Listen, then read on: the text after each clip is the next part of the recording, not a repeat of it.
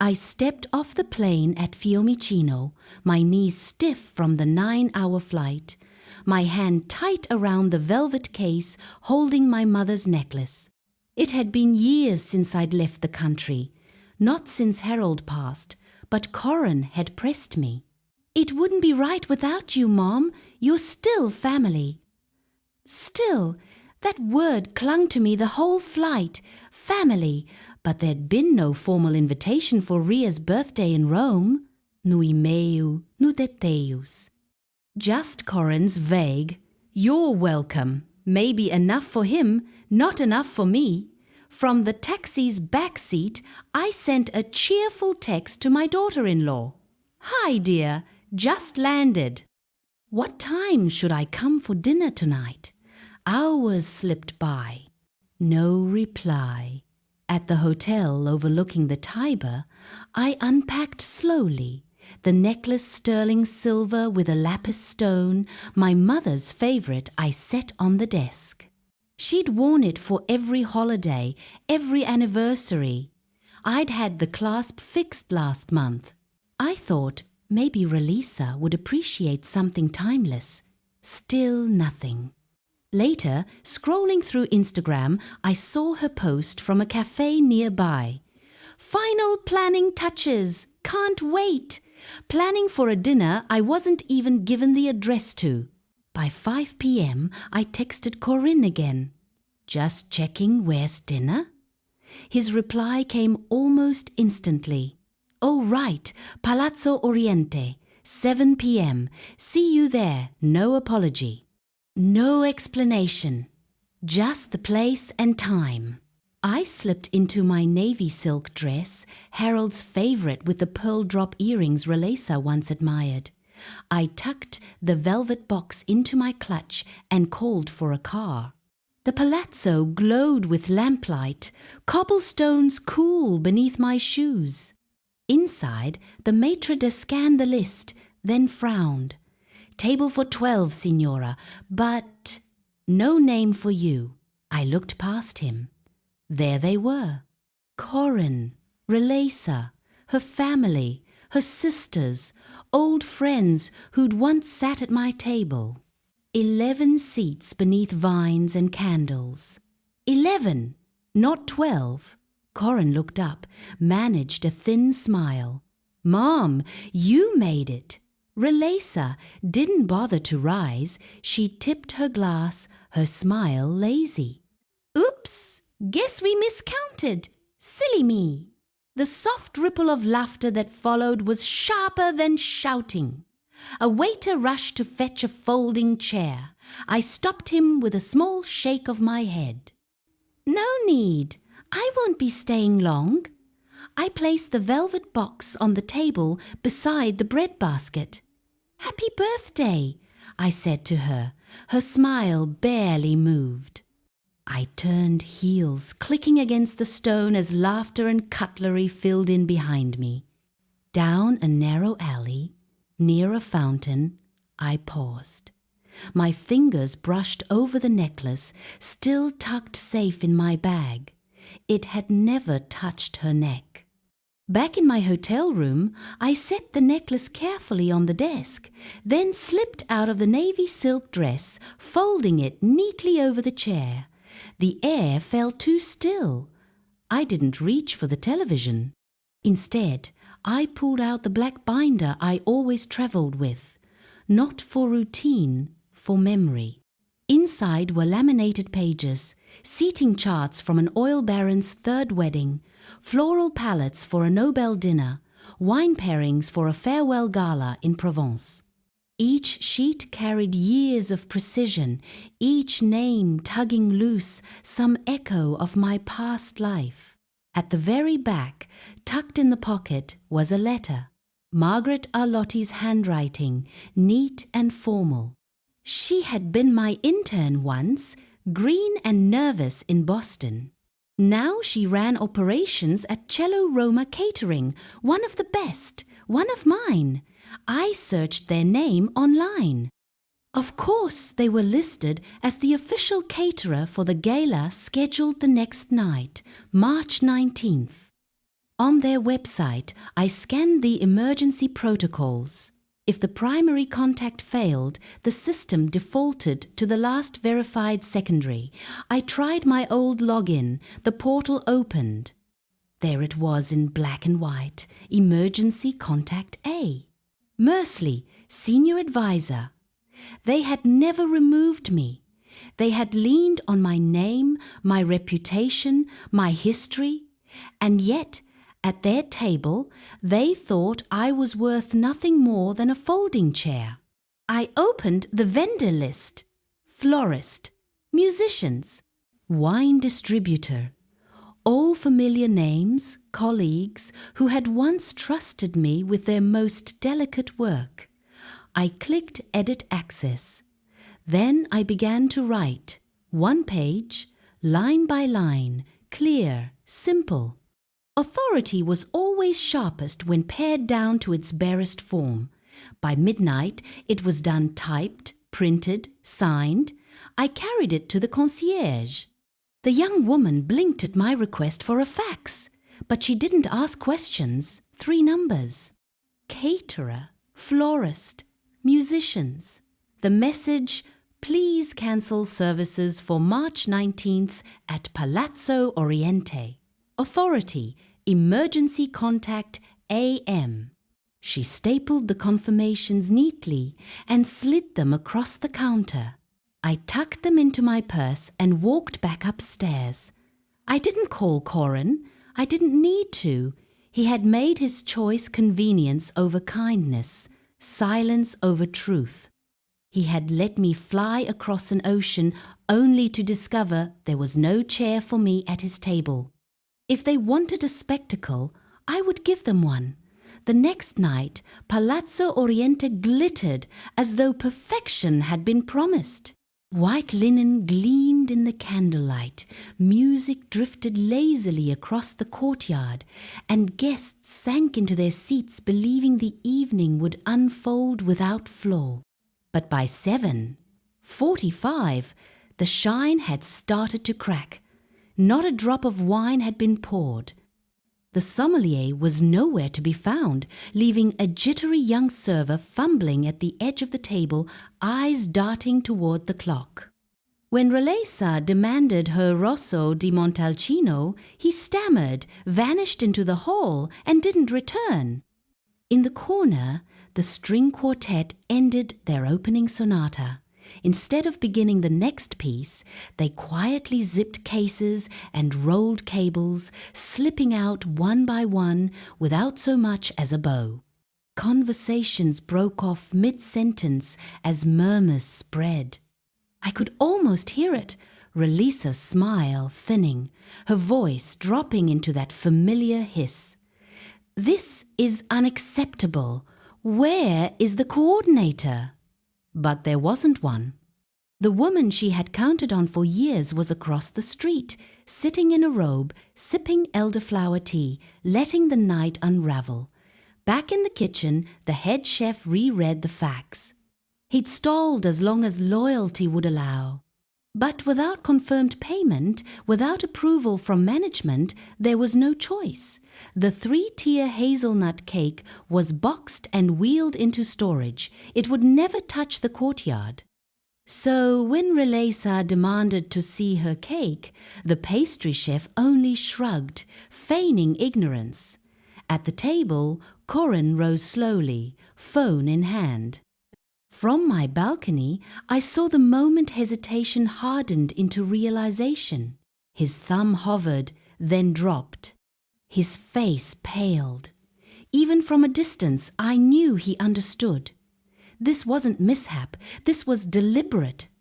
Around him, unease thickened. Forks tapped against bare plates. Guests whispered. Then Donatella Masto's sequins blazing, bored of waiting, rose with a voice sharp enough to cut the night. Is this part of the performance? If it is, it's embarrassingly amateur. Her words landed like glass shattering. Relesa shot to her feet, her smile pulled tight and brittle. Just a slight delay. Everything is under control. but Donatella only leaned back, letting her disdain carry. "I've been to 5 of your events, Relasa. Not once have I seen the staff look more terrified than the guests." The silence after was suffocating. That was when Relasa's father stormed off. Minutes later, he returned with the floor manager in tow. The man straightened his tie, bowed stiffly, and addressed the table in clipped English. "We regret the confusion. This event was formally cancelled this morning." Relisa's face went stark. "Cancelled? By who?"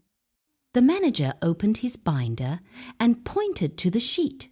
"Faxed under full authority by the registered emergency contact, Alvarine Mersley." The courtyard froze. Then, as one, every eye turned to Corin. He sat perfectly still, elbows braced on the table, fingers pressed to his chin. When he finally spoke, his voice was quiet, steady. "My mother planned international events. She trained most of the people working here. Her name is still on the account. I never removed it. I didn't think I had to. And just like that, I knew." Inside Relasa's head, the applause had gone silent.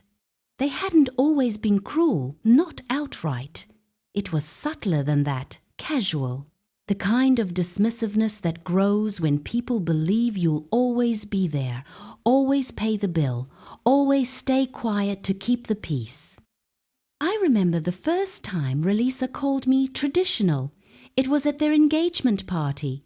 I'd offered to host something simple, warm a garden lunch with music, friends, family. She smiled, tight and pitying, and said, "Thank you, but your taste is maternal." She stretched the word until it sounded like an insult. Instead, she hired a luxury planner and sat me behind a flower arrangement so tall I couldn't even see half the speeches. The distance after that grew polite, but cold. She called only when she wanted something a house upgrade, tuition for her sister's design course, investments that were really loans.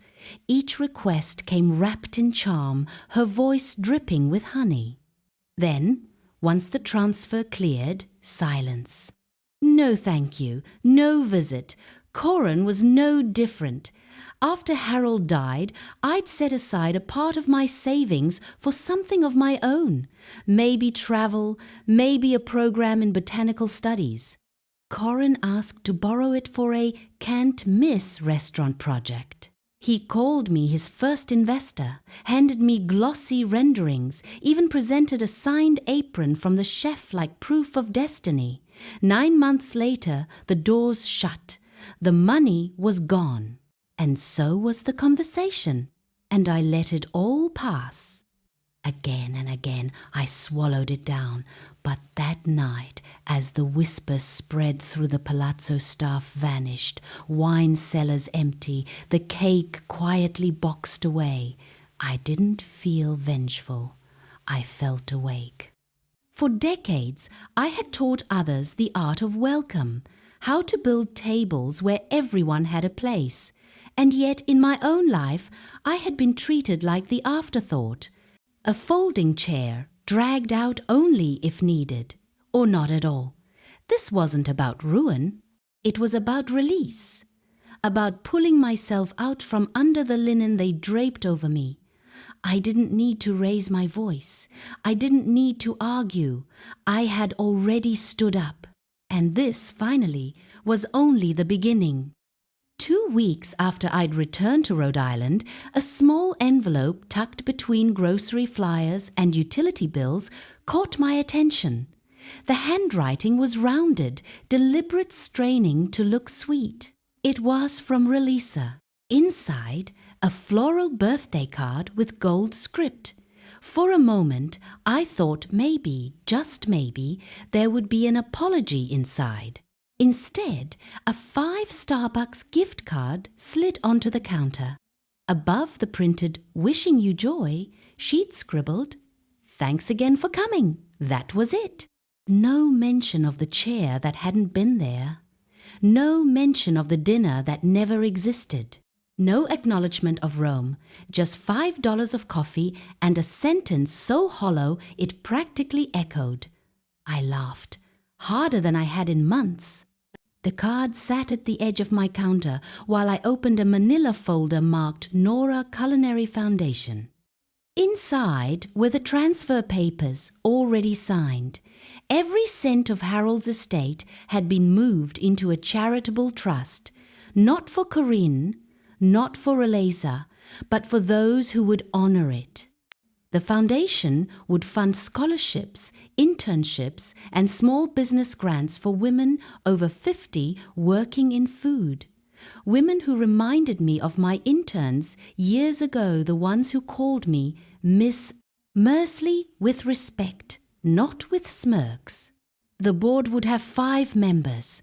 I would chair it until my last day.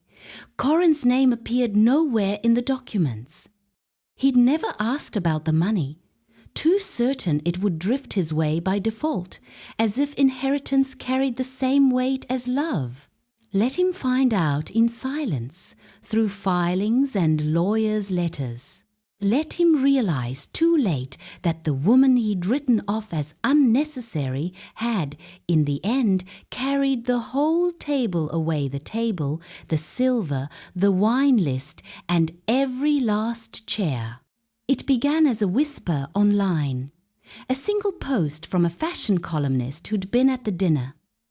Most disastrous birthday dinner in Rome history. Staff vanished, no wine, no cake, no host. Amateur hour. Within a day it had 40, 0 likes. The comments poured in: food critics, old colleagues, even some of my former clients. Some called it karma, some called it sabotage. Whatever they named it, the damage stuck.